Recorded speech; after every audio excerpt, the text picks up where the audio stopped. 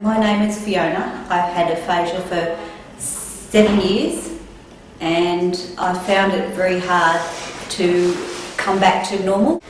I was talking about emotions with aphasia. I had a lot of problems with that and I'd like to read this if it's all right. I have had mild aphasia, but I cope with so many different emotions. I would like to share some of them with you. After suffering seizures 7 years ago, my first emotion was confusion. I was very confused. I had no idea what's going on. I had trouble understanding that I had to relearn my communication skills, and I had not been able to have aphasia. I haven't been told I had it. I was given speech pathology, but the word aphasia was never mentioned in rehab or hospital. The next emotion is grieving. It's grieving hard. It's losing your life. It's really hard.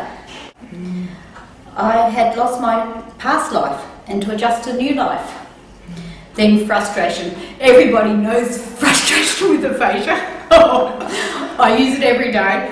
Frustration arrived, finding the right words and saying what I need to say was annoying, and I used to throw tantrums. I really did.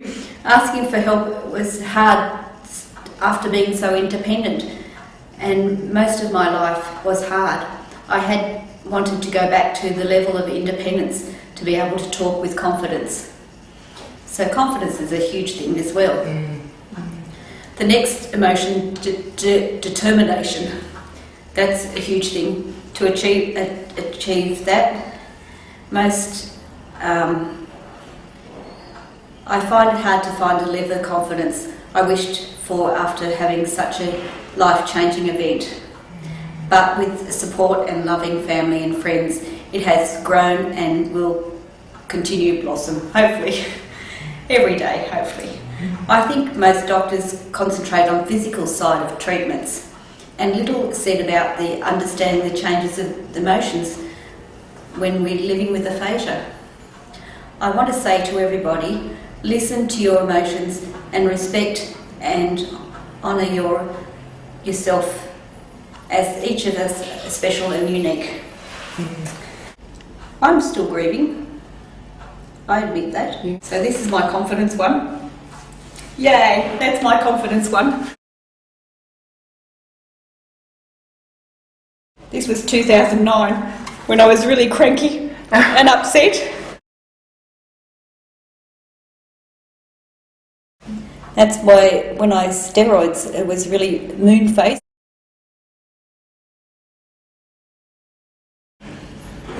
And this is my award, when I got the award. That's when I got the award for setting up our group, and I was quite thrilled with that. This was when I got the awareness day. And that's our aphasia group. I'd like to show that as well. That's our awareness logo. I'm proud of that. Met up with somebody who just had a stroke and had aphasia, what would you tell them? I would say you'll be fine. Trust yourself. It'll improve. It's hard work, but you'll be fine. Okay. Trust yourself. Yeah, you have to be positive. Determined as well. And yeah, just push yourself every day. And it can be shocked and you doing something and it just bubbles up and it happens. Yeah. And you do this. Yeah. I get really cranky, I do. I get so frustrated. It's really frustrating when you have so much independence before and not coming back. It's really hard. Yeah, I had to give up my driving lessons, driver licence, and that was really hard. I really cried that day. Yeah. You have to depend on other people to do it. Even the bus is not, they're not regular, but you have to. And I still have trouble reading the timetables. I wish the media would concentrate on aphasia. They need to acknowledge people have aphasia, and they need to understand what's happening. And we can be slow and embarrassing. When I go shopping, I'm really slow getting the money out and I get embarrassed. But you have to push it. Would understand it as well. If they say, look, these people are slow, but they're normal, sort of. That's right, a bit slow. Yeah. When I go shopping, I tell the lady, I'm a bit slow, I'm sorry, I'll just be slow, just give me a patient. Yes. And they said, okay. But I normally give my card and say, I've got aphasia, and so they know, understand. I use my card all the time. That's good. Even the hairdressers, when I arrive at a hairdresser, I give it to the lady and she reads it and she's okay.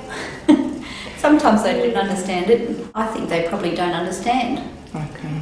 They say yes, but probably they've been on the journey themselves. Yeah. It's hard work. If you walk someone's shoes, it's different. I think like going through a drawer looking for the words. I'll get it there. There it is. Yes. It turns up eventually. Often if I get the first letter out, that helps me. Gosh, I'm glad we've got Google for spelling. I use it all the time. Yeah, it's great. Even I can't word the word I want, I find a different one and Google that, and they came up, the right word pops up. Dictionary is amazing. It's wonderful. In the early days, well, I'm really glad I can read. Some people can't. I'm so grateful for that. That's a bonus for me, real bonus. But my concentration's not very good. Okay. So reading I can do about 10 minutes, and my conversation I'll get up and wander off. Okay. I used to read a novel in a week in the early days, but not now. Okay. Something I missed. I try, but sometimes, I've had one on the bedside table for a year probably. I'd pick it up and have a look. Yeah, I like looking at magazines as well. Lots of images, lots of hints. Otherwise, everything's wonderful. Or something. You have to find the positives. There's always something in there, always. Yeah. Even when you go for a walk, look at the trees and everything's beautiful. Go for a walk, I try to say hello to people when they walk past. That's my talking day. And you get a smile back, which is lovely. Yeah, some days are good morning and it's afternoon, but it doesn't matter. I have trouble with that. Oh dear, but that's wonderful.